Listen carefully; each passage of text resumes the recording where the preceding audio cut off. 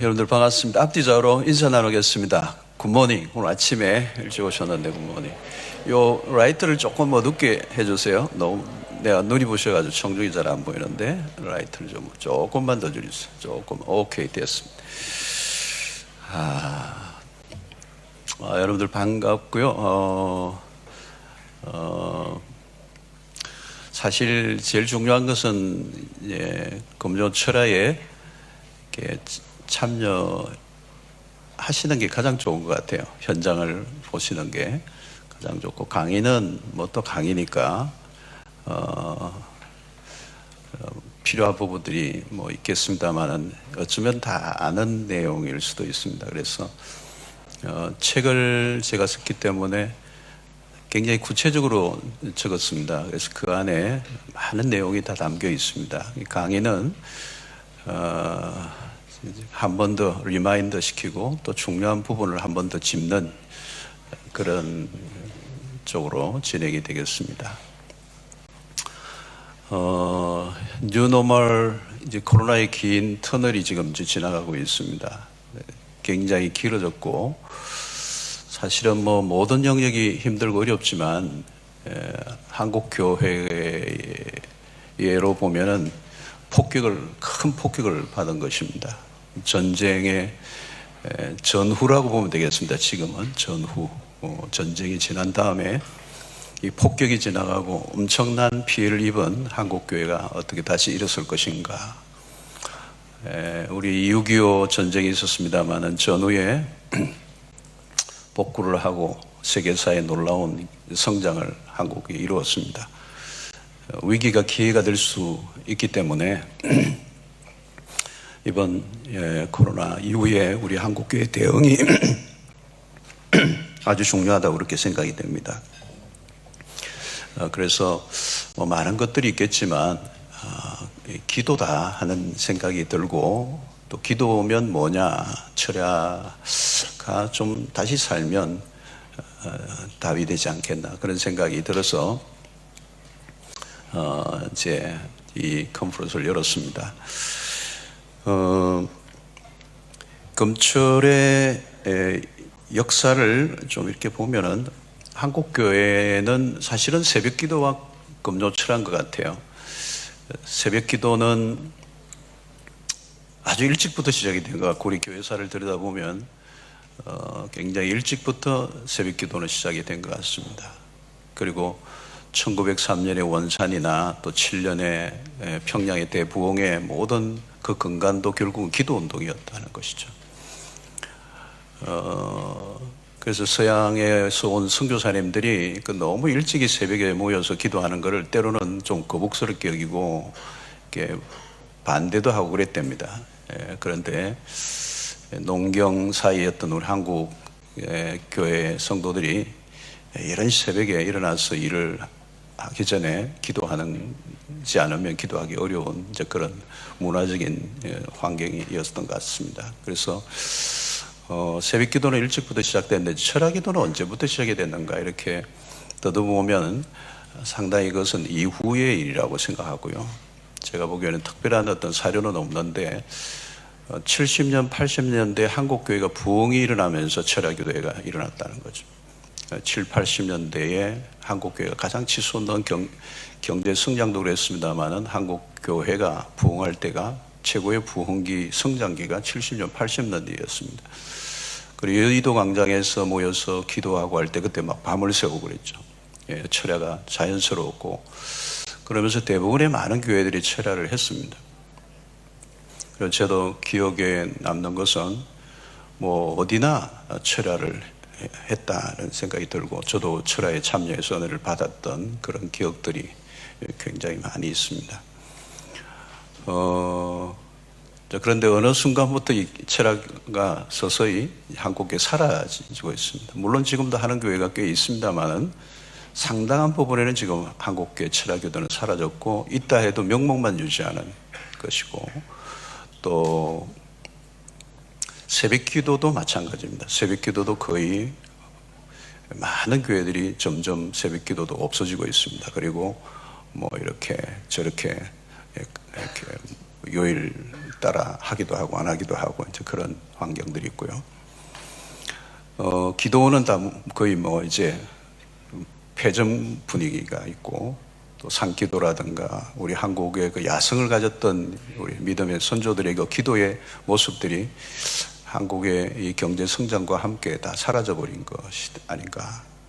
그래서 그런 야성, 그 야성을, 기도의 야성을 일으키는데 가장 핵심적인 것은 이 금요철하다, 그렇게 보고, 저희 교회가 이 금철을 통해서 받은 은혜가 굉장히 큰 것 같고, 저도 목회를 하면서 이 금요철하에 그 은혜, 그 축복, 블레싱이 너무 커서, 야, 이건 정말 모든 교회가 했으면 좋겠다는 마음이 사실 제 마음 안에 간절했고, 여러분들하고 공유하고 싶은 그런 마음에 이제 이렇게 컨퍼런스를 이렇게 되었습니다.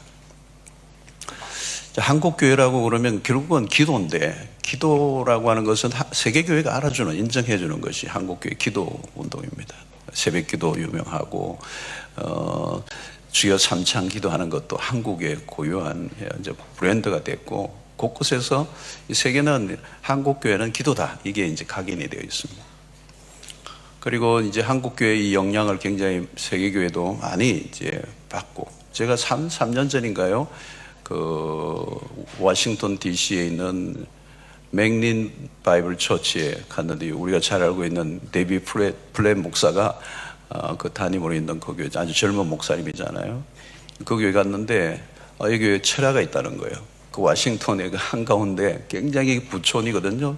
백인 중심의 교회에 그 어쩌면 미국의 엘리트들만 나오는 그 워싱턴 DC의 한가운데서 이 철야를 한다는 거예요.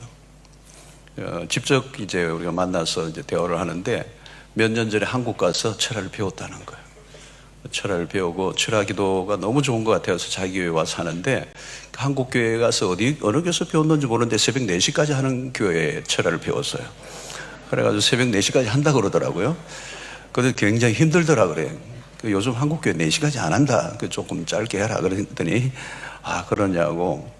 4시까지 진짜 하더라고요. 밤을 새워서 기도하는데 백인들이 철야를 한다는 게 놀라웠고, 또 그것이 한국교회에서 배워서 이제 하겠다는 그 의지를 가지고 하는 모습을 보면서, 야, 이게 단순히 우리 한국교회만의 어떤 전유물이 아닐 수도 있다는 생각이 들고, 또 이런 기도의 야성이나 영성들이 해외로 또 세계로 뻗어나갈 수 있고 흩어질 수도 있다는 생각을 하게 되었습니다.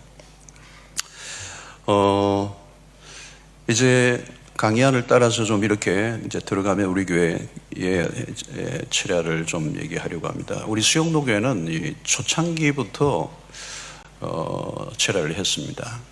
그러니까 수영로 교회의 개척이 1975년도에 했습니다. 75년 6월 첫 주일에 했는데, 얼마 있지 않아서 그냥 우리 올루 목사님 시절부터 철야를 시작을 했습니다. 근데 그 당시에 모든 교회들이 사실은 철야를 다 했거든요. 그런데 이제 우리 교회의 특징은 올루 목사님이 그때부터 계속해 오셨다는 거죠. 이제 그게 좀 다른 것입니다. 수영록의 그 초창기의 금철을 보면 굉장히 뜨거웠고요.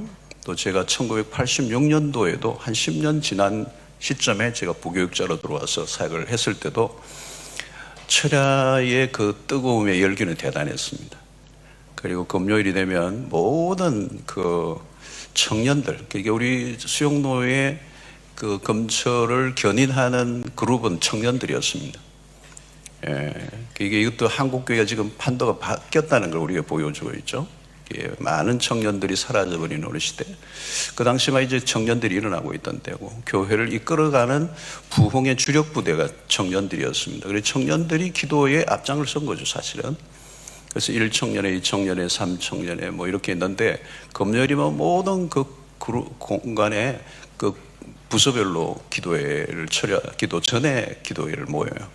그리고 금요 철야가 되면, 시간이 되면 9시쯤 되면 다 이제 본당으로 모이는 겁니다. 합류를 하고 같이 이제 합심해서 이제 기도를 하는데, 이제 그런 기도를 하고, 그 당시만 해도 다 진짜 새벽 4시까지 뭐 이렇게 굉장히 밤을 꼴딱 세우는 그런 철야를 다 했던 거죠. 그리고 부흥을 하는 그 청년부의 핵심도 이 기도가 있었고, 그리고 금요 철야를 마치면 토요일 날 노방전도를 청년들이 가는 겁니다. 곳곳에 부산 도시에 뭐 서면에 남포동에 해운대에 이렇게 막 흩어져서 이제 복음을 전하는 일들이 일어났습니다. 그런데 중요한 것은 이제 우리 목사님이 이제 무릎 목회를 하신 분으로 뭐 이미 다 알려져 있는데요. 이 철야 기도를 붙드신 것을 이제 보았습니다. 그래서 해외 집회를 갔다 오셔도 금요일 날 맞춰서 오시는 거예요. 금요 철야에 서기 위해서. 아무리 바빠도 이제 금요 철야에는 오셔서 강단에 딱 서는 겁니다. 그러면 집회를 갔다 오시고 굉장히 피곤한데도 불구하고 이 철야에 딱 서는 모습에서 이미 철야는 분위기가 잡히죠. 그게 이제 담임 목사의 의지, 또 철학, 이제 그런 철야에 대한 프라이오리티, 이제 이런 것들을 잘 보여주고 있었던 거죠. 그래서 이제 그 기도의 목회의 한가운데에 철야가 있었다. 물론 다른 기도도 많았습니다. 이 상기도라는 것도 있었는데 지금도 하고 있습니다. 그러니까 중요한 건 뭐냐면 한번 시작하면 끝까지 가는 겁니다. 힘들어도 계속 하는 거예요. 잘 안 돼도 하고 많이 안 모여도 하고 계속 하는 거예요. 그러니까 특징이 그런 것 같아요. 지금도 이제 상기도도 지금 수십 년 됐는데 월요일이면은 오전에 여성들이 하고 저녁에 하고 오전 오후에 그동안 오랫동안 감림산을 많이 갔습니다. 감림산에 가서 산기도를 한 거예요. 차로 가서 버스로 풀면 교인들이 다 흩어져서 산기도, 비가 오나 눈이 오나 사계절 연중무휴 가서 기도하고 시간 돼서 클렉션 눌리면 다 내려와서 차 타고 내려오는 이런 방식으로 이제 교회에 이제 모든 기도가 문화화되어 있는 거예요. 어떤 하나의 뭐 철야다, 하나면 어떤 뭐 새벽 기도다 이게 아니고, 뭐 뒤에 가서도 또 이제 강의를 하겠습니다만 모든 영역에 기도가 문화화되어 있는 거죠. 전체의 모든 곳곳의 중심에 기도가 있다. 이게 수영로교회의 DNA, 기도라는 게 DNA. 어떤 방법론도 아니고 그것을 하나의 어떤 뭐 일시적인 프로그램도 아니고 기도라고 하는 것이 교회 중심부에 와 있어요. 중심부. 모든 것에 프라이오리티 있었고 이게 문화화되었고 모든 것을 기도로 하는 것. 이 기도뿐만 아니고 기도를 풀어가는 모든 방식, 교회 목회 모든 풀어가는 방식도 기도다. 그랬습니다. 예를 들면 이제 우리 교회에 이제 알려져 있는 모든 성도라면 다 각인되어 있는 것 중에 하나가 교회에 문제가 있으면 입 다물고 기도하는 것. 이게 이제 문화화되어 있는 거죠. 그러니까 문제가 없는 교회가 어디 있겠어요? 문제 없는 교회는 아무도 없습니다. 근데 문제가 있을 때 어떻게 그것에 대응하느냐? 우리 교회는 이제 완전히 이제 세뇌를 하고 이거는 노래를 부르는 겁니다. 문제가 있으면 입을 다물는. 입을 열기 시작하면 문제는 일파만파. 그리고 아무도 문제를 풀 수 없어요. 풀어주지도 않고 풀 능력도 없고 풀 사람이 없어. 그러면서 입을 열리고 계속 전파되면 이제 일파만파 더 어려워지고 더 꼬이고 더 오해가 생기고 더 문제가 복잡해진다는 거예요. 그러니까 이 문제는 기도하고 하나님이 풀어주시도록. 그래서 입을 딱 다물고 기도하고 말하지 않으면 이제 문제가 풀려요. 진짜 여러분 해보시면. 그래서 우리는 이제 그게 성도들에게 정말 이제 문화화되어 있습니다. 기도라는 건 결국은 뭘까요? 기도로 푼다는 말 신본주의적 목회라는 거죠. 하나님이 일하시고 하나님이 푸시고 하나님이 하실 거라는 건 믿음을 가지고 우리는 기도하자. 기도를 왜 하느냐? 하나님이 하시는 것을 믿기 때문에 그걸 기도하는 거 아니겠습니까? 그렇게 이제 문화화되어 있는 것도 결국은 기도요. 기도한다는 것은 하나의 프로그램이나 방법이 아니다. 교회의 중심이고 프라이오리티고 또 어쩌면 우리의 목회 철학의 한가운데 이게 있고, 그래서 우리는 DNA라고 하는 것입니다. 그래서 어떻게 보면 이 수영로교회는 좀 투박하고 뭐 이렇게 세련미가 없어요. 이렇게 좀 어수선해 보이고 또 딱 뭐 특별하게 수용로 교회다 해서 무슨 매뉴얼을 만들어 낼 만한 그런 것들을 우리가 별로 가지고 있지 않습니다. 그래서 그러나 투박하지만 우리는 좀 매뉴얼화하고 세련되게 가꾸는 것은 좀 하지 않더라도 좀 의도적으로 좀 그렇게 하지 않으려고 노력하는 것도 있어요. 사도행전의 교회도 보면 매뉴얼화되어 있는 거 아니거든요. 그냥 뭐 돌아가는 거예요. 어떤 날이 약간 무질서해 보이고 좀 투박하고 거칠어 보이는데 뭐가 흘러가는 게 있는 건데 그 강력한 뭐가 있는 거잖아요. 이게 매뉴얼화되어 있는 건 아니거든요. 그래서 사실은 교회가 제도화되어 가면서 매뉴얼화될 때 그 시스템이나 매뉴얼 안에 갇혀버릴 때가 많단 말이죠. 그래서 이제 그런 것들을 좀 거부하기 위하여, 그러니까 교회가 역사가 그러면서 가장 어려운 것은 문제는 제도화되어져 가는 겁니다. 시스템화되어져 가고 꽉 짜여진 틀을 만들고 그 안에 들어가 버리면 이제 더 이상 나오지를 못하는 거예요. 그러면 결국은 교회가 쇠퇴해 가는 경우가 많은데, 가급적이면 이제 그런 것들을 좀 거부하고 좀 내추럴, 아주 자연스럽게 풀로 흘러가도록 하는 것들이 우리가 추구하는 방식인데, 바로 그 안에 이제 기도라고 하는 것이 그런 방식으로 이루어진다는 거죠. 프로그램화해서 딱 짜여진 어떤 도구로 우리가 쓰는 것이 아니고 이게 문화화되어 있어야 한다. 모든 영역에 삶으로 어떻게 기도하자 해서 하는 게 아니고 삶의 모든 곳곳에 또 우리의 프로그램 안에, 사역 안에, 우리의 모든 것 안에 그게 다 묻혀져 들어가 있는 그 기도를 뗄래야 뗄 수 없는 모든 것 안에 이제 다 채워져 있다라고 하는 것을 우리가 알 수 있습니다. 이제 그런 의미에서 기도는 수영로 교회의 DNA다. DNA라는 것은 없을 수 있는 게 아니잖아요. 그것은 가장 근본적인 것이기 때문에 이제 분리할 수 없는 것이, 수영록에서 분리할 수 없는 것이 기도다. 만약에 수영록에서 기도를 빼버리면 어떻게 되냐? 수영록에는 존재할 수 없다. 이렇게 얘기를 할 수 있는 것입니다. 자, 이런 이 기도를 이제 앞선 세대, 저는 우리 원로 목사님 워낙 탁월하신 이제 기도의 무릎으로 사신 분이기 때문에 그의 신들매 풀기도 감당치 못할 이제 그런 사람인데요. 어찌됐든 이 좋은 이 축복된 유산을 잘 개성하는 게 중요하다. 이제 이게 제가 생각했던 것이고, 또 이것을 더 발전시키는 것, 좋은 것이면 더 발전시키고 더 확산시키는 것이 굉장히 중요하다. 이제 그것을 느끼고 저희들이 계속해서 이것을 복원하고 또 이것을 더 유지하고 발전시키는 일에 굉장히 노력을 많이 하고 있습니다. 그래서 우리가 이제 한국교회, 저는 이 철야기도도 한국교회가 우리 후대 교회들에게 준 유산이라고 생각하거든요. 한 교회의 유산만이 아니고 한 목회자가 그 다음 세대에 준 것만 아니고 한국교회 앞선 세대가 우리에게 남겨준 유산 중에 하나가 기도의 유산이다. 그 안에 철야도 있고 새벽기도도 있고 산기도, 많은 기도의 어떤 그런 것들이 있어요. 최근에도 서울에 있는 신학교 총장님하고 같이 만나서 대화를 하는데, 이분이 이제 한국에 꽤나 유명한 그 기도원을 이제 그 신학교에서 구입하겠다고 이제 그 작업을 하고 있다고 그러더라고요. 한때는 유명했는 그 기도원인데 이제는 다 이제 그냥 명목만 유지하고 있는데, 기도라고 한 것이 너무 이제 우리 한국 교회 안에, 또 우리 신학생들에게도 마찬가지. 저희 총신만 해도 사당동에 그 뒤에 가면은 기도하는 그 기도 동산이 있습니다. 그 기도할 수 있도록 또 이렇게 다양하게 해놨는데, 최근에 어떤 분이 거기 가서 사진을 찍어 저에게 보내왔어요. 완전히 그냥 거미줄이에요, 거미줄. 옛날에는 그렇게 많은 학생들이 거기 가서 기도하고 엎드리고 신학생들이 막 기도했었는데 지금은 찾아오는 사람이 없는 거예요. 그러니까 완전히 그냥 폐허가 되어버리고, 그걸 찍어 보냈는데, 야, 이게 우리의 시대의 모습이구나, 이런 것들을 느끼면서 안타까움을 갖게 됐는데, 결국은 앞선 세대가 가지고 있는 유산을 잘 개성하는 게 중요하다. 그래서 여러분, 우리가 교회 안에서도 마찬가지. 이거 좀 요즘 시대와 안 맞다, 없애버리자, 또 다른 걸로 바꾸자, 이렇게 할 수는 있어요. 근데 여러분, 수요 기도회라는 게 역사와 전통을 가지고 있는 거거든요. 이건 클래식한 거란 말이죠. 오리지널한 걸 이기기 어려워요.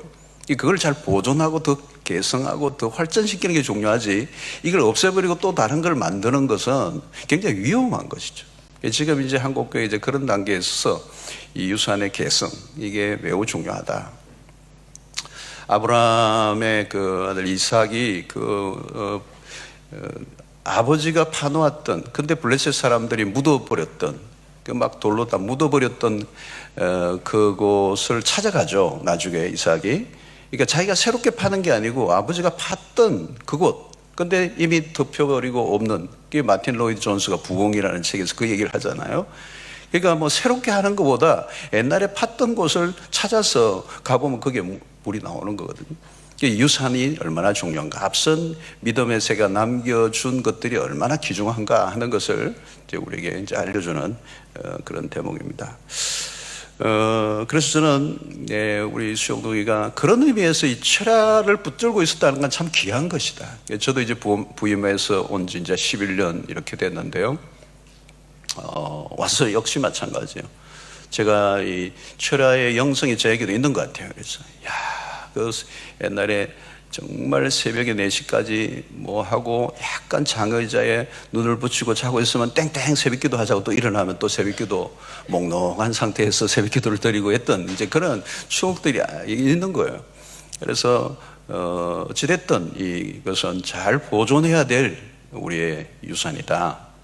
그리고 이것은 정말 한국교회뿐만 아니라 세계교회와 나눌 만한 이제 그런 것이다 생각을 하고, 이렇게 우리가 그것을 철회를 계속 하는데, 이것을 통해서 누리는 축복이 너무 큰 겁니다. 너무 블레싱, 너무 블레싱. 그래서 이건 정말 우리만 하고 있기는 아까운 거다. 나누어야겠다. 함께 해야 되겠다. 이제 그런 것들이 이 컨퍼런스를 열게 된 배경입니다. 자, 이 수영로의 검철의 이 철학이 참 중요한 거죠, 여러분. 담임 목사의 목회 철학이 중요하다. 이게 중요한 겁니다. 대단히 중요한 부분이에요. 결정적인 겁니다.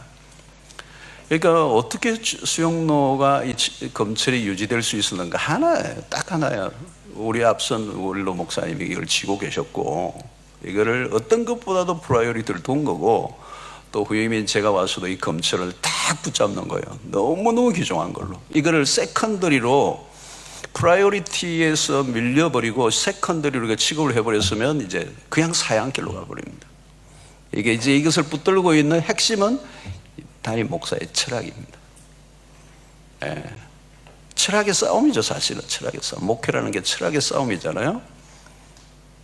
철학의 승패가 결정이 되는 겁니다. 모든 게 그렇죠, 사실. 목회 전반에 철학이 있으면, 그죠, 어떤 상황에 떠밀리지 않습니다. 이게 하다 보면 지켜가려고 하면 굉장히 다양한 상황들이 쉽지 않잖아요, 여러분. 금요 철학, 이게 쉽지 않습니다. 저도 해보지만 주일이 딱 바로 눈앞에, 코앞에 오잖아요. 주일이 딱 눈앞에 온다고요. 그 철학 마치면 토요일 날, 밤새만 하고 나면 주일이 딱 다가와요. 부담스러운 겁니다. 그리고 설교나 이런 것들이 만만치 않은 거거든요. 그런데 철학이 잡혀져 있는 사람은 다른 거 양보하지 않습니다. 힘들어도 상황이 좀 받쳐주지 않아도 이거는 해야 되는 거거든요. 그럼 해야 되는 거거든요. 그래서 여러분, 건물로 치면 철학이 있는 사람은 건물을 세워 올라가지만 철학이 없으면 그로만 창고 정도는 지을 수 있지만 건물을 높이 세울 수는 없어요. 장사하는 사람도 마찬가지. 철학이 있으면 그건 사업이 되지만 철학이 없으면 장사합니다, 그냥. 이게 철학의 싸움이에요. 그리고 이 담임 목사가 가지고 있는 이 철학, 이 검철, 기도의 영성, 또 기도를 통해서 하나님의 교회를 세워가고자 하는 이 강력한 의지, 이런 것들이 성도들과 공유되어져야 되죠. 철학이 분명하면 공유가 됩니다. 철학이 분명하지 않으면 공유가 안 돼요. 그러니까 내 생각이 자꾸 왔다 갔다 하는 거죠. 철학이 없는 방법론적인 접근을 하니까 자꾸 왔다 갔다 하니까 성도들도 이거 얼마까지 하다가 그만두나 이렇게 생각할 수 있다는 거예요. 그러니까 철학이 분명하면 설교에도 나오고 강의에도 나오고 대화에도 나오고 모든 것에서 이 철학이 뿜어져 나오니까 뭘 강조하고 어디로 우리 교회가 가는가에 대한 이해, 그 공유가 모든 교인들하고 자연스럽게 돼 있기 때문에 어려움이 없는 것이죠. 여러분, 철학은 숨겨져 있지만 드러나는 것입니다. 철학은 말이 아닙니다. 철학이 있는 특징이, 철학이 있는 곳의 특징이 뭐냐? 지속적이라는 거죠. 지속적으로 한다. 비가 오나 눈이 오나 바람이 오나 반대하나 누가 무슨 소리를 하나 간다. 그건 철학이에요. 철학이 뒷받침되지 않으면 이제 그렇게 갈 수가 없다는 것입니다. 도중하차해 버린다. 그래서 오래 지탱하게 하는 힘이 결국 철학이 받쳐줘야 된다. 이 철학은 결국은 하루아침에 만들어지는 것이 아니고 그 목사가 가지고 있는 삶의 여러 가지 신앙의 예정 속에서 그가 받은 은혜와 영적인 어떤 그런 경험들이 쌓여서 내재화되어서 확고부동한 확신으로 자기에게 와닿아 있을 때 이제 어떤 것에도 양보하지 않고 그것을 밀고 가는 힘이 이제 내면 속에 있기 때문에 되는 것입니다. 그래서 사실은 오늘 이 시간에 가장 중요한 것은 담임 목사님들이 오셔야 되는 거고 오신 교회는 복이 있는 줄로 믿습니다. 담임 목사가 강조하는 것을 성도들이 안다는 겁니다. 담임 목사가 광고를 할 때 여러분 광고할 때도 성도들이 딱 듣습니다. 이거는 별표 2개. 이 광고는 딱 들어보니까 별표 3개. 이거는 5개 꼭 해야 되는 거구나. 어떤 거는 안 해도 되는 거구나. 여러분 담임 목사님이 주일날 이 광고할 때 이게 다 이렇게 드러나는 겁니다. 참여할 건가 말 건가 이게 다 이제 결정되는 것이죠. 이게 한두 번 강조하다가 이제 다 끝나버릴 것인가 이제 이런 것들을 교인들이 알고 있다는 겁니다. 그래서 이 비전이나 철학들은 계속 반복 교육하는 겁니다. 계속 얘기하지 않으면 다 새나가요. 계속 반복하고 계속 이야기하고 또 그 철학가 자리를 잡힐 때까지 그 철학의 중요성 그리고 철학에 대한 어떤 동기부여 이 다양한 방식으로 알려줘야 되죠. 사람들이 너무 쉽게 잊어버리고요. 오늘 현대 사회가 얼마나 바쁘고 정신없습니까? 근데 이 금요 이 위크엔드 마지막에 이 주말에 쉬고 싶은 아주 릴렉스하고 싶은 그 성도들을 잠자지 않고 교회당으로 불러들여서 함께 기도하게 만든다는 것은 이게 엄청난 에너지가 들어가는 것이죠. 그래서 담임 목사님이 대충 강조해 가지고는 참여하기가 어려운 것입니다. 그리고 이제 무엇보다도 담임 목사님이 이제 검찰의 가장 중심부에 서 있어야 되고 교인들과 교육자들에게만 맡겨놓고는 이 검찰이 제대로 돌아가기는 쉽지 않다. 그런 것들은 앞으로도 이제 좀 볼 수가 있을 것입니다. 그래서 세 번째는 철학은 대가를 지불해야 합니다. 철학을 그대로 유지하기는 어려워요. 검찰 어렵습니다. 실제적으로. 왜 여러분들 많은 교회들이 하다가 없애버렸을까요? 한국 교회가 어렵다는 겁니다. 검찰 어려워요. 어려운 겁니다. 저도 지금도 하고 있지만 검찰이 쉬운 건 아닙니다. 어려운 것입니다. 굉장한 대가를 지불해야 됩니다. 그러니까 철학을 이거는 해야 된다는 철학을 갖고 있기 때문에 대가를 지불하는 겁니다. 많은 대가를 지불하는 겁니다. 그 철학이 분명하니까 대가를 지불하는 거예요. 철학이 있다면 대가를 지불해야 돼요. 대가를 지불하지 않고 그 철학을 유지하는 것은 어려운 것입니다. 그래서 내가 분명한 이런 목표를 하겠다, 내가 철학을 붙잡겠다 이러면 이제 대가를 지불해야 되고 많은 이제 대가 지불이 필요하게 되죠. 뭐 육체적인 한계도 일어나야 하고 또 주변의 환경이나 여러 가지 어려움들이 있지만 바쁜 일상을 에서도 그 형편과 처지를 따라 돌아가지 않고 이것을 지켜나가는 것. 그래서 이제 교인들도 보면 목사님이 굉장히 피곤하신데도 저걸 정말 생명처럼 붙들고 있구나 이런 것들을 느끼게 될 때 이제 공감이 되잖아요. 공감이 되고 이제 함께 하게 되는 것입니다. 대충 하면 절대 안 된다. 그래서 어려움이 있을 때 그 어려움의 고비를 넘겨야죠. 그만두고 싶은 이유들을 수없이 될 수 있어도 그것을 다 거절하고 가지치기를 하고 그래도 나는 한다라고 할 정도의 확실한 이 철학을 내가 가지고 있어야 이제 이게 가능하다는 것을 말씀을 드릴 수가 있습니다. 자, 또 이 수영동 검찰의 특징을 이제 몇 가지 좀 말씀을 드리면요, 이 말씀과 기도의 균형입니다. 제가 책에도 이제 써놓았습니다만은 기도회이지만 말씀이 중요하다는 거예요. 이게 사람들은 기도회니까 기도회만 한다면 된다는 생각을 하는데 중요한 것은 말씀과 기도의 두 축이 딱 균형을 잡아야 됩니다. 말씀과 기도의 조화예요. 이 검철은 매우 중요합니다. 그래서 저희 교회 검철에 들어와 보신 분들은 아시겠습니다만은 제가 이제 금요 철야에 설교를 1시간 하거든요. 어떤 데는 1시간 약간 더 하기도 하고 이 심야에 설교를 주일 설교보다 더 길게 합니다. 그래서 말씀이 정확하게 청중들에게 전달돼야 이제 기도가 터지는 겁니다.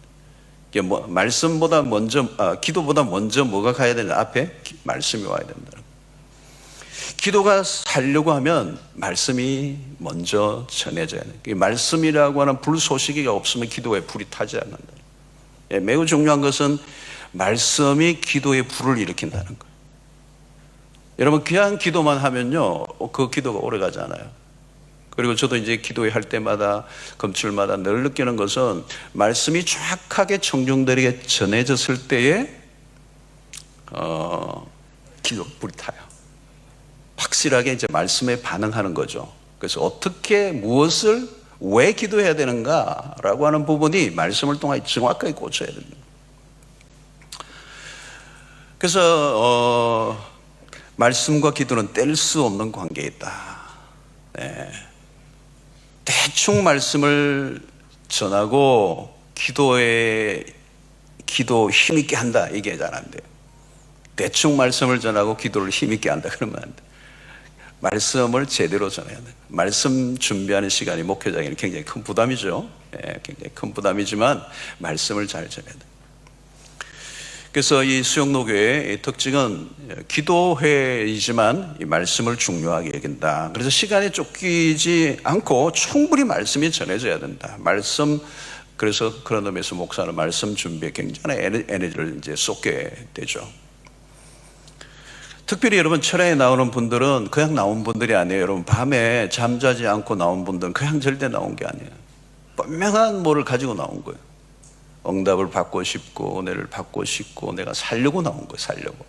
그러니까 정확한 그 청중들, 철야에 나온 청중들을 정확하게 이해하고 그들에게 타겟팅이 분명히 한 말씀, 그것이 전해져야 되고, 말씀이 허공을 찌르면 안 된다. 이게 또 굉장히 중요한 것이죠. 그래서 이 철야 기도회이기 때문에 기도만 한다고 간다고 생각하면 안 된다는 거죠. 말씀 시간을 중요하게 다루어야 합니다. 그래서 설교자는 말씀 준비에 힘을 쏟아야 되죠. 절박한 마음으로 나온 성도들, 그들의 심령에 아주 정확하게 꽂히는 말씀, 그 철야에 나오는 성도들의 마음을 잘 헤아려야 되죠. 그렇지만 이 말씀을 우리가 귀중하게 여기고 전할 때에 그 말씀을 통하여 기도가 살아난다는 것을 우리가 놓치면 안 되겠습니다. 우리 수영로교의 특징은 기도와 말씀의 두 축이 딱 잡혀져 있습니다. 두 번째는 기도의 저변이 탄탄합니다. 이제 수영로교회가 철야가 산다는 거, 철야 하나만 살리려고 해서 살아나지는 않는다는 거. 이제 이런 것들이 이제 강의에서 중요하게 이제 우리 짚어져야 될 부분이죠.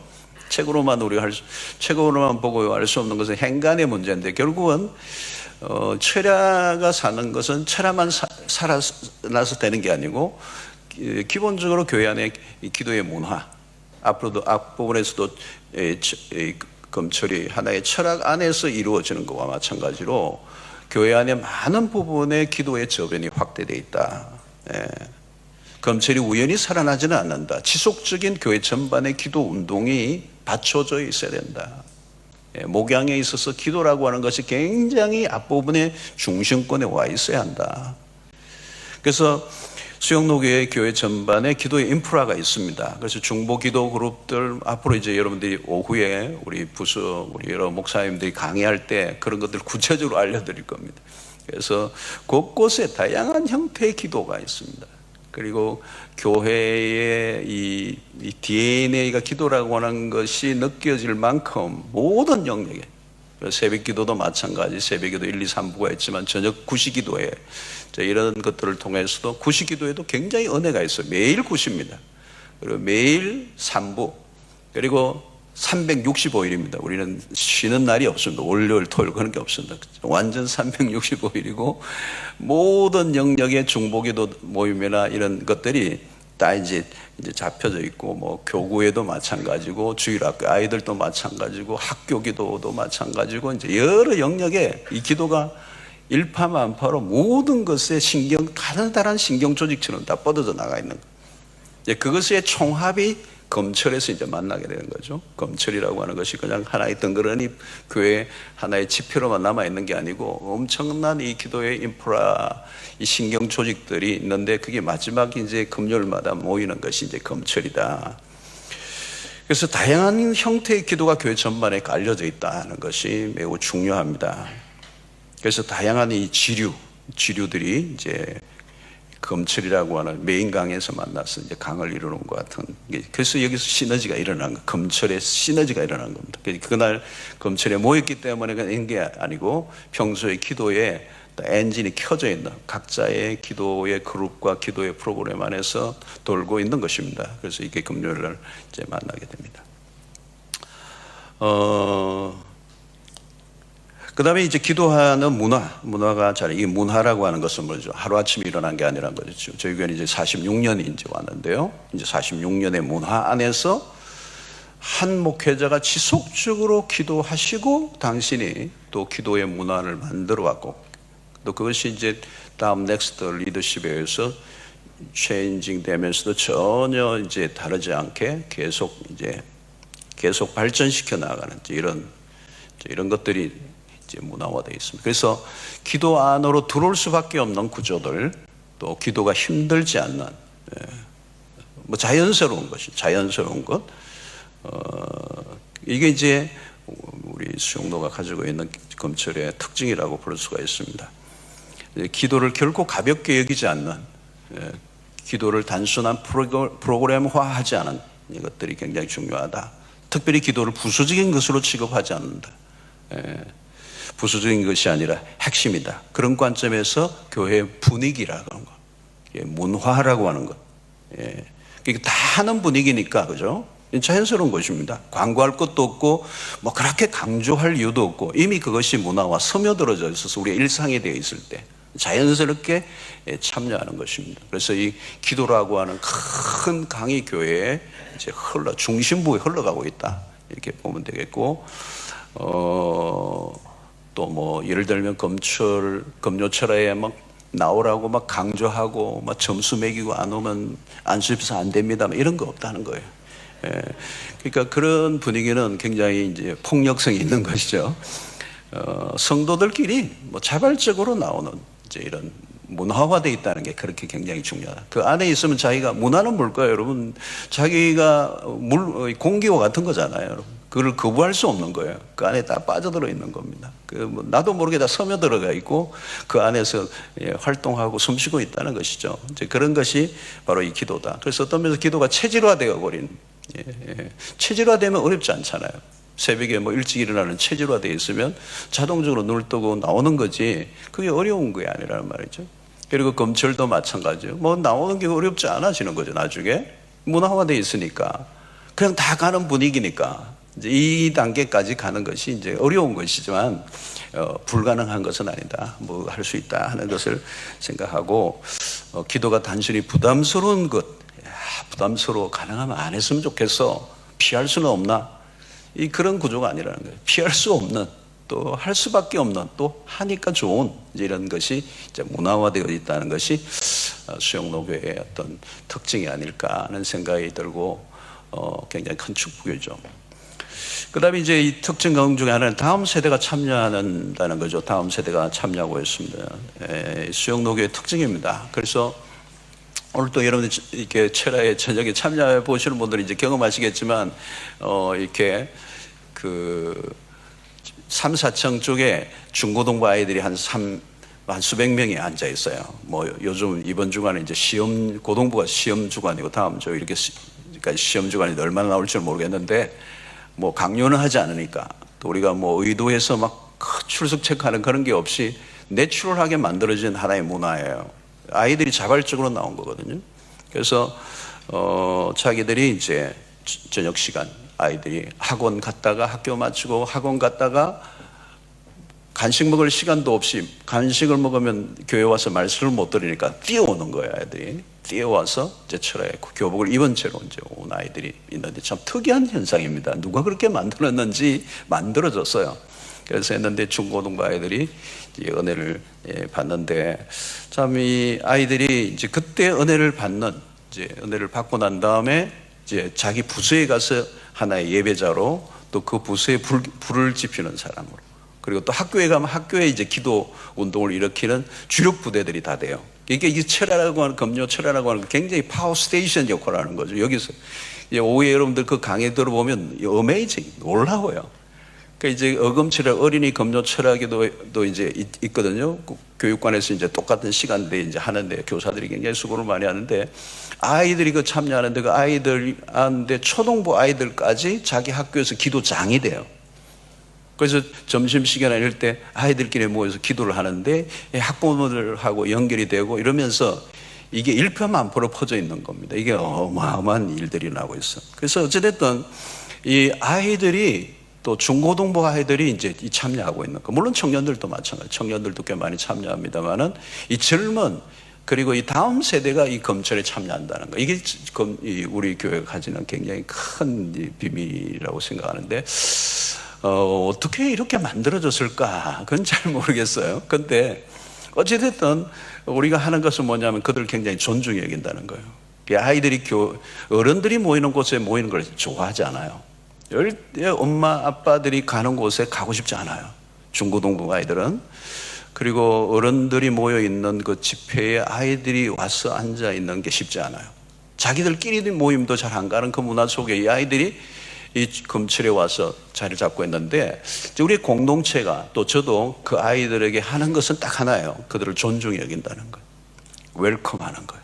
한 번도 빠지지 않고 그들을 굉장히 격려하고, 박수는 한 번도 빠진 적이 없는 것 같아요. 제가 계속 박수를 치고 그들을 환대하고 그들을 반겨주고, 너희들은 우리의 기쁨이라고 그러고 자랑이라고 그러고 막 그렇게 하는 거예요. 가끔 한 번씩 치킨 사주긴 합니다, 제가. 요즘 코로나 때문에 오랫동안 하지 못했습니다만 이제 그런 것들을 하는데, 계속 격려도 여러분 하다 말다 하면 안 돼요. 계속 해야 돼요. 진심으로 형식으로 하면 안 돼요. 진심으로 마음을 다해 환대하는 거, 환대. 너희들 정말 우리의 자랑이고, 그래서 제가 VVIP라고 그렇게 얘기해요.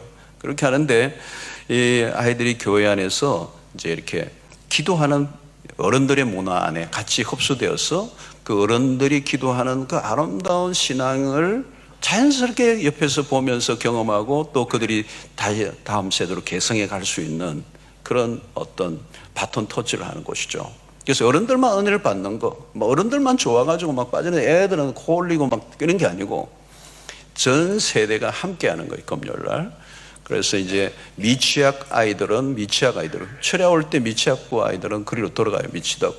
미취학 아이들이 가는 곳, 또 취학, 그리고 중고등부는 이 안으로 들어오고, 이제 그렇게 기도회를 하는데, 이 모든 세대가 함께 통합되는 것, 이것이 자연스럽게 이제 묻히고 녹아지고 있다는 것은 굉장히 큰 은혜고, 또 여기에서 은혜 받았던 애들이 이제 학교, 캠퍼스 이런 데서 확장되어서 또 다른 사역으로 연결되는 것은 우리 수영로가 갖고 있는 이제 검찰의 특징이라고 볼 수가 있습니다. 여러분, 청소년들, 청년들이 우리가 모이는 이 예배 안에 한 명이라도 들어온다는 것은 굉장히 큰 축복이에요. 이제 그것을 위해서 우리가 모든 것을 다 쏟아부어도 아깝지 않을 만큼 다음 세대를 일으키는 일에도 이 검찰이 쓰여지고 있다는 것은 큰 축복입니다. 그 다음에 이제 이 수용대 검찰이 영적 야성을 붙들고 있다는 겁니다. 야성. 지금 저는 한국교회가 붙들어야 될 게 야성이라고 생각해요. 야성. 어느 순간 우리 한국교회가 너무 지성주의화돼요. 뭐 반지성주의도 위험하지만 너무 지성주의화되었다는 거예요. 학교가 많아지고 훈련이 많아졌어요. 성경 공부가 많아지고 했는데 무슨 훈련, 무슨 과정, 학교가 많아졌어요. 학교는 뭐 배우는 데는 좋지만 자칫 이게 옆으로 빠진다. 자칫 이 지성주의화 되는 거죠. 이게 야성이 빠져버린 거죠. 여러분, 이 교회가, 초대교회는 좀 야성이 있었잖아요. 뭐 사실 뭐 베드로가 뭐 그렇게 공부를 했습니까? 제자들이 뭐 대단한 뭐 학력이 있습니까? 근데 그 사도행전 전반부에 밀어붙이는 걸 보면 야성이잖아요. 그건 이 성령이 임하시니까 좀 부족한데 그냥 쓰시는 거죠. 그냥 막 밀고 나가는, 이 잡초 같은 거죠. 온실이 아니고 잡초 같은, 아무리 밟아도 안 죽는, 뭐 밟을수록 더 신나는, 이게 한국교회가 가진 초대 교회에 가졌던 영성이고 우리 기독교의 1세기 교회들이 가졌던 영성이 아니겠습니까? 그래서 세상 속에 나가면 더 이 빛을 발하는 그 야성을 가져야 되는 거죠. 그런데 교회 안에서는 다 세련된 그리스도인이고 뭐 건물도 다 멋지게 만들어놨는데 한국교회가 어느 순간부터 이 야성을 잃어버리고 너무 지성주의가 됐어. 너무 또 샌님이 되고 너무 교회 안에서만 굉장히 유용한 그런 신자이지만 교회 바깥으로 가면 꼬리를 내리는 종이 호랑이와 같은 그런 모습들이 오늘 한국교회에 있는데, 자, 이 밤샘 기도가 바로 그런 거예요. 밤샘 기도.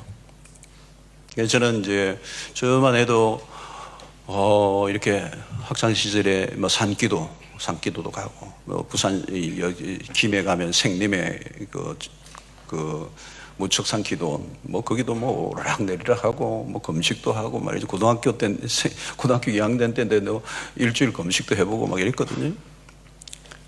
야성이 있었던 거죠. 밤샘 기도를 하고 산기도도 가고, 금정산 가면 70인 바위가 있거든요. 그 랜턴 하나 가지고 어린 나이에 그 산에 올라가서 그 민족을 위해서 기도하고 이런 것들이 있었다는 거죠. 지금은 너무 조심스러워하고 너무 유약하고 너무 계산적이고 너무 좀 안일한, 세련되긴 하고 뭐 폼 나는 건 하는데 좀 거치는 부분이 없으니까. 이 철학가 그거예요. 그 철학가 이 야성을 좀 일깨우는 거예요. 우리의 어떤 이 세상이 날마다 우리를 태클을 걸고 오는데 우리가 너무 부드럽게 예수를 믿고 있는 거 아닌가, 너무 여성화되어 있지 않느냐, 이제 이런 부분들에 대한 자성이 있고, 이 검철은 이제 야성을 일으키는 것이고 이 육체적 한계를 극복하고 밤을 새우는.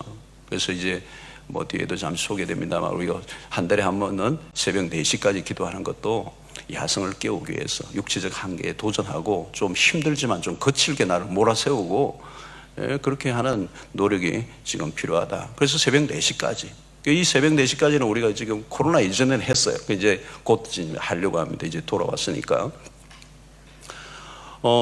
한 달에 한 번씩. 옛날에는 다 4시까지 했는데 어느 날 보니까 우리가 주말도 바빠지고 뭐 주말에 여러 가지 일들이 있고 그러니까 이제 점점 이제 빼먹기 시작하면서 이제 약식으로 이제 간 거예요. 근데 이걸 우리는 다시 회복하자. 그래서 새벽 4시까지 시작한 것은 참 재밌게요. 어느 날 제가 이제 우리 교인들에게 그랬어요. 철야하는 시간에 옛날에는 다 새벽 4시까지 했는데 다 빼먹었고 말이죠. 다시 해요. 그랬더니 아멘 하더라고요. 그래가지고 그날부터 하기로 했어요. 다른 그거 없이 그냥 철에 오신 분들이 하겠다고 했으니까 이제 한 달에 한 번씩 하고 또 살살 꼬셔서 이제 시간이 되면 또 이제 매주 해야 되고 그렇죠. 처음에 4시에 하니까요. 4시까지 하니까 길더라고요. 진짜 시간 안 가더라고요. 새벽 4시가 길더라고요. 시계도 흔들고 안 가나 막 해서 다 했어요. 길었어요. 근데 여러분 계속 하다 보니까 짧아져요. 새벽 4시. 그러니까 교인들이 그래요. 목사님 너무 짧습니다. 새벽 4시 너무 짧다는 거예요. 어쩌자는 거예요. 새벽 4시가 짧다는 거예요. 그리고 중고등부 아이들이요. 강단 앞에 우리 기도하거든요. 중고등부 아이들이. 말씀 마치면 강단 앞으로 탁 고등부 애들이 날아와요. 너무 좁으니까. 중등부는 위에서 기다리고 있어야 돼요. 왜냐하면 고등부가 앞에서 진을 치고 기도합니다. 중등부 애들은 기다리고 있는데 언제 기다리냐, 고등부가 돼야 이 앞으로 와요. 나도 고등부가 되면 저기 간다. 이제 이 자리 이동이 있는 거죠. 그런데 이 아이들이 새벽까지 4시까지 손 들고 기도해요. 중고등부 아이들이. 대단한 거죠. 대단한 거. 이 밤을 새워 기도해 본 사람만 아는 기쁨이 있습니다. 밤을 새본 거. 날이 밝아오는 거. 어떤 데는 저는 이제 새벽 4시에 한번 마치고 나서 청년들하고 저 해운대 그 떡볶이 집에 새벽에까지 하는 집이 있습니다. 가서 떡볶이 같이 먹고 그리고 기념 촬영 시장 통해서 하고, 사람도 아무도 없으니까 기념 촬영도 하고 기쁨으로 하니까 해가 팍 떠오르더라고요. 여러분 이게 야성입니다. 이게 야성입니다. 한계에 도전하는 거예요. 여러분 새벽 4시까지 하고 나면 뿌듯합니다. 뭔가 영적인 성취감이 밀려와요. 밤을 새워 기도해 본 사람만이 누리는 기쁨이 있습니다. 해보십시오. 영적인 어떤 뭐가 있어요. 여러분 있어요. A.W. 토저의 기도라는 책에서 최근에 우연히 보니까 부흥은 자정부터 탄생한다 이러더라고요. 자정. 이 밤을 12시 넘어야 그 부흥이 온다는 거예요. 그 하나님은 뭐 낮에 드리는 기도는 안 들으신다는 얘기니까 그 얘기는 아니에요. 우선 들으면 좀 이상하게 들리는데, 하나님이 낮에 하는 기도는 안 들으시고 늦은 밤에 하는 기도를 들으신다는 얘기가 아니라, 자정에 넘어 기도한다는 말은 하나님을 찾을 때의 그 갈망의 정도, 그러니까 밤늦은 시간에 잠을 자지 않고 나온 사람의 기도는 그냥 간단한 기도가 아니라는 거죠. 그죠? 피곤에 찌들려서 잠도 모자라는데 그 잠의 침상에서 일어나서 그 심야에 하나님 앞에 나아가 부르짖는다는 그것은 시간의 문제가 아니라 갈망의 정도를 얘기한다는 거예요. 그러니까 늦은 시간이지만 잠을 자지 않고 하나님 앞에 부르짖고 나아가는 그 기도, 그 태도가 너무 귀한 것이죠. 여러분, 오늘날 우리는 갈망의 정도가 너무 약해졌어요. 결국은 기도에 갈망이 식어진 거죠. 기도에 기대감이 없어요.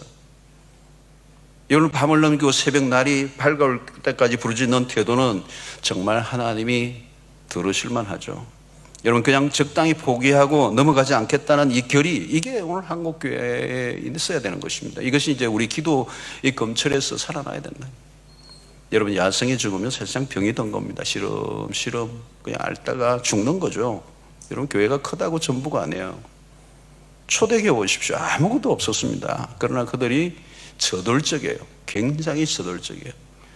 사도행전 1장에 그 120명이 예루살렘 떠나지 말고 기다리고 있는 그때는 얼마나 절박했겠습니까?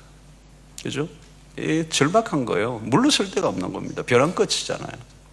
그러니까 하늘로부터 능력이 임하고 그들은 예수의 이름으로 전혀 기죽지 않고 예수 그리스도의 이름의 권세를 외치고 선포하고 능력이 나타나고 별 사건들이 다 일어나는 거죠.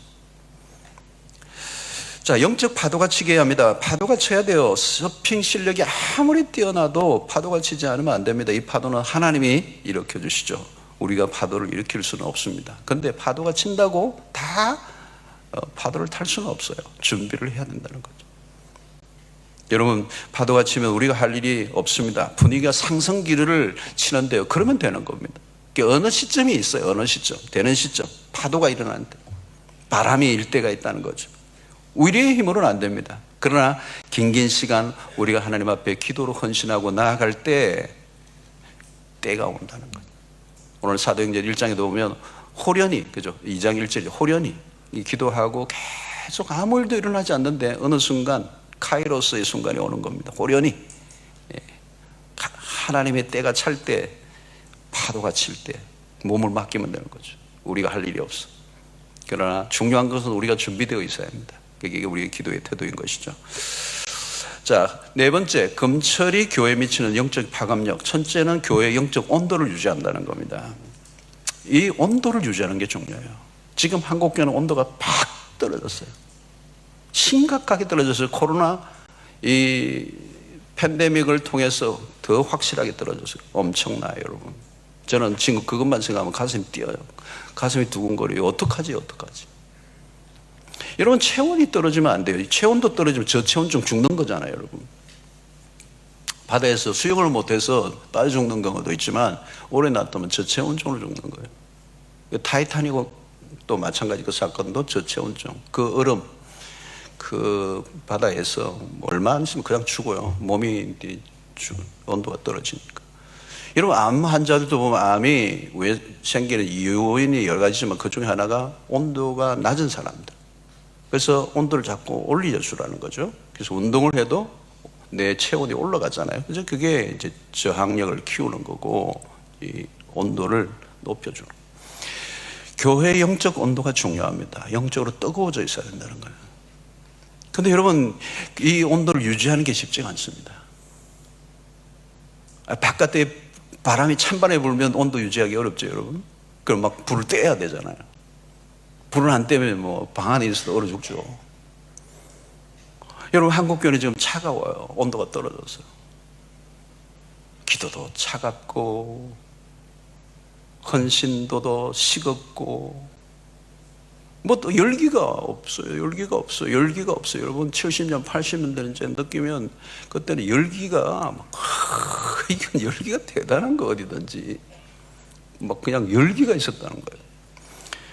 여러분 이 공동체 전체가 영적 온도를 유지하려고 하면 어떻게 되느냐? 기도의 불이 꺼지니까. 기도의 불이 꺼지면 교회의 영적 온도는 떨어지게 돼 있어요. 분위기 잡잡해요. 그러면 온갖 잡병이 다 찾아오는 거예요. 뜨겁게 달아올라야 된다는 거예요. 강력한 기도의 열기가 그 교회의 온도를 결정한다는 거예요. 여러분 이것은 매우 중요한 것입니다. 그런 부분에서 검찰은 교회의 영적 온도를 계속 유지하기 위한 불을 떼는 곳이에요. 네, 계속 유지하고. 여러분 교회가 클수록요 온도가 떨어지면 1도를 올리는 것도 쉽지가 않아요. 포항제철에 여러분 그 용광로는요 식으면 다시 일으킨다는 게, 그래서 그는 365일 포항제철에 용광로는 식지를 않아요. 그냥 계속 달고요. 한번 식으면 다시 일으킨다는 건 어마어마한 에너지.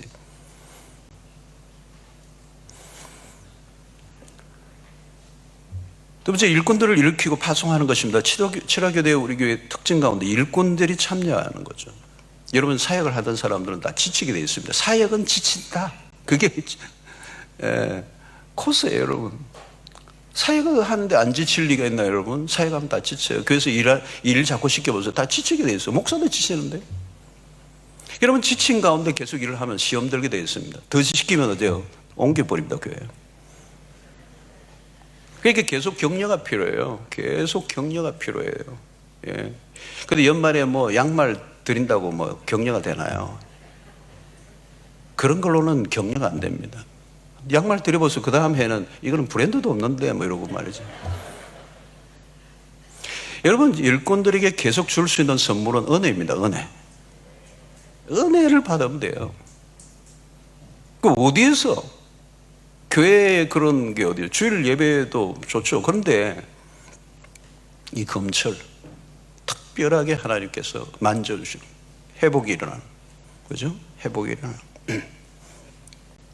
그래서 두 번째는 이 치유와 회복의 장입니다. 공동체에서 상처를 주고받고 뭐 사역하다가 상처를 받고 그럴 때 이 여기에서 치유가 일어나는 겁니다. 이보다 더 좋을 수가 없어요. 말씀을 듣고 찬양을 하고 기도로 쏟아내고 이러는 가운데 하나님의 다양한 방법으로 다양한 사람들을 만져주시고 그러면서 교회 전체를 이렇게 밸런스 있게 만들어주는 거예요.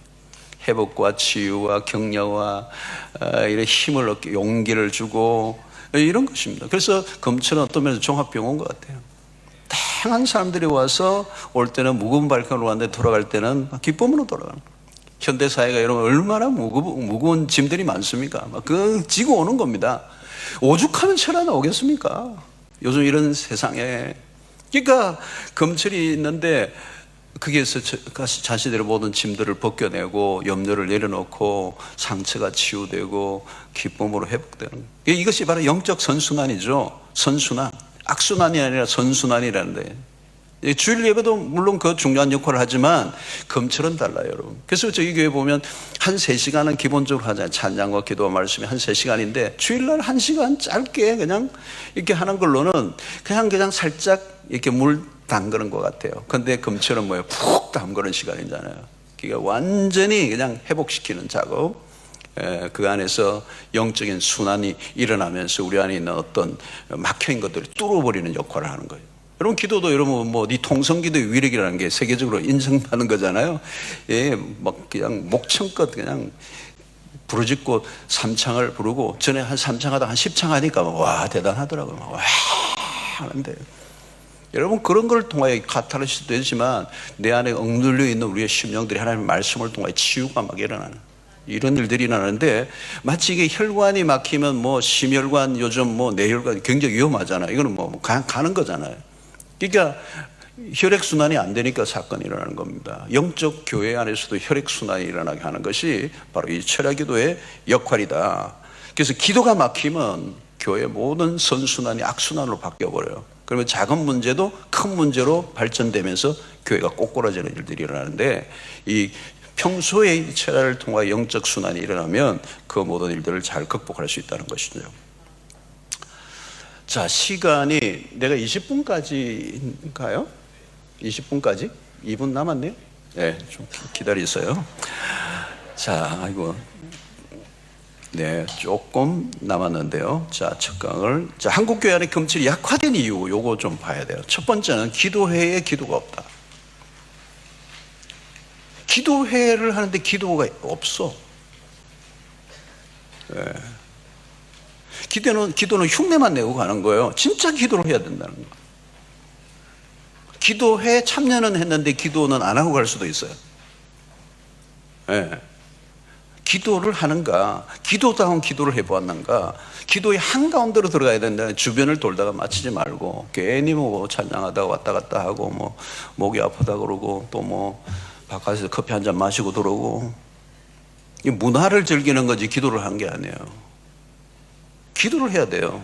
많은 교회들이 기도 학교도 운영해요. 근데 기도는 안 해. 기도 책 독고 가면 돼. 기도는 안 해. 기도의 참맛을 봐야 된다는 거예요. 기도의 심장부 안으로 안 들어가면 기도회라고 하는 문화의 경험을 하다가 끝나버리는 겁니다. 기도가 뭔지를 모르는. 자, 두 번째는 기도 우선순위에 밀려버렸다는 거. 우선순위가 중요해요. 교회의 우선순위. 목회의 우선순위 뭐냐면, 여러분 사도행전에 일어난 것도 마찬가지잖아요. 여러 가지 일들이 일어나니까 기도와 말씀에 전무하겠다, 전혀 힘쓰겠다, 이게 본질로 돌아온 거잖아요, 여러분. 그러니까 교회는 자주 우선순위를 놓쳐요. 그런데 이 우선순위 중에 우선순위가 뭐냐? 기도다. 이 기도가 밀리면, 여러분 프라이오리티가 밀리면 이미 다 밀리는 겁니다. 엉뚱한 것에 에너지를 쏟게 되는 거죠. 세 번째, 한국의 프로그램 천국이에요. 한국의 프로그램이 너무 많아. 프로그램 만능이야. 외국에 수입한 프로그램, 국내산 외제 프로그램이 그냥 프로그램 천국이야. 한국은 천국이 많더라고. 김밥 천국에서부터 해서 뭐가 많아. 교인들이 다 지쳐 있어요. 프로그램 목사님이 바인더 막 갖고 오면 겁이 나. 또 뭐 하려고 하나. 여러분 프로그램 자체가 문제가 되는 것은 아니에요. 프로그램 때문에 기도가 밀린 게 문제예요. 그러니까 이런 거 저런 거 막 프로그램 돌리다가 기도는 변두리 가버린 거예요. 기도가 메인인데 기도는 변두리 가버린 거예요. 프로그램 돌리다가 결국은 기도할 시간이 없어져 버렸어요. 이게 한국교회 모습입니다. 이 프로그램들은 주로 한국교회 교회 성장론에서 나온 거예요. 성장론. 한국교회를 주도한 건 성장론입니다. 성장론. 성장이 나쁜 건 아니죠. 근데 성장 메소돌로지, 이 방법론에 빠져버리니까 그게 모든 게 기울어져 버렸어요. 그래서 그러다가 잃어버린 게 너무 많아. 그 중에 하나가 기도. 기도 프로그램 중에 하나로 되어버린 거죠. 이제 원점으로 돌아가야 되는 거예요. 다시 기도로. 단순해져야 돼요. 가지치기만 해야 돼요. 프로그램이 너무 많아 기도할 시간이 없다. 그거 잘못된 거죠. 네 번째, 저녁 기도에 편리주의예요, 이거는. 그러니까 철학 기도가 한꺼번에 없어진 게 아니고 어느 순간에 없어져요. 근데 그게 가는 과정이 뭐냐면 편리주의가 그 안에 들어가요. 조금 일찍 모이자. 조금 하다 보니까 심야기도회가 철학기도가 심야기도가 되고 심야기도회가 저녁기도회가 되고 저녁기도회가 뭐 이러면서 이제 없어지는 거예요. 하루아침에 없어지지 않아요. 라이트하게 하는 거예요. 가볍게 하는 거예요. 일찍 모여서 기도 안 하자니 그동안 했는데 안 하자니 좀 죄책감이 있고, 모이기는 모이는데 막 대충 하자는 거죠. 그러니까 간단하게 하려고 하는 겁니다. 전에는 또 담임 목사님 인도하다가 어느 날 담임 목사님이 좀 바빠지니까 이제 부목사님에게 맡기고, 부목사님들이 또 돌아가면서 당번처럼 하니까 교인들도 당번처럼 나오고, 네 이번 주 나가라, 내 다음 주 나갈게 이러고. 뭐 교육자들이 그러면 뭐 교인들도 그럴 수밖에 없죠. 여러분 전공법을 해야 되는 거죠. 철학기도회는 철학기도회, 밤을 새워 기도하는 거예요. 예. 밤을 새워 기도하는 영성. 물론 하지 않아야 된다. 합리화, 편리주의. 이게 이제 철학을 없애버렸다는 거죠. 자, 다 번째는 기도 제목이 실종됐다는 거예요. 기도의 목적을 잃어버리니까 무엇을 기도해야 될지 모르는 거예요. 이게 기복주의가 한몫했어요. 배가 고플 때는 먹을 걸 위해 기도했는데 먹을 게 다 생겼으니까 이제 기도할 게 없어져 버렸어. 배가 부르면 기도가 안 되게 돼 있습니다. 본질적으로. 엘리야가 무릎과 무릎 사이에 머리를 집어넣는데 아무나 안 됩니다. 배 나오면 안 됩니다. 배가 부르면 기도가 안 된다는 거예요. 하품만 나오지. 배가 부르면요 기도가 안 됩니다. 끊임없이 자기를 비우는 작업들이 필요하고, 그래서 한국교회 기도 제목이 사라져 버렸어요. 이기적인 기도들만 가득하죠. 이기적인 기도, 자기중심식 기도 5분만 하면 끝납니다. 그러니까 어떻게 기도를 해요? 그러니까 한국교회가 그렇게 약화된 거예요. 형식주의, 형식과를 경계해야 돼요. 이 제도적 종교, 교조화된 교회, 이런 형식으로만 남아있는 교회들, 이제 코로나 팬데믹, 이 포스트 코로나에는 그런 교회는 이제 실종되면 사라집니다. 아무도 안 갑니다. 존재할 수가 없어요. 형식화되어 있는 교회, 생명력이 없습니다. 껍데기 신앙은 안 된다는 거예요. 예배를 위한 예배, 기도를 위한 기도, 그런 거 없어요, 여러분.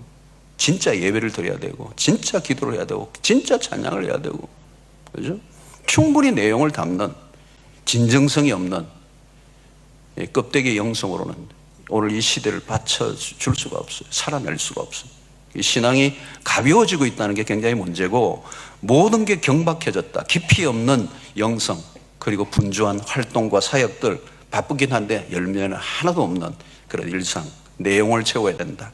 미사역으로 화려한 기도로는 안 된다. 진심에 가득한 기도로 승부를 내야 되는데, 바로 이것이 한국교회가 철야를 잃어버리게 된 과정들 안에 있었던 몇 가지 요인들이라는 걸 여러분들이 말씀을 드렸습니다. 이 강을 또 다시 휴식 후에 가지도록 그렇게 하겠습니다.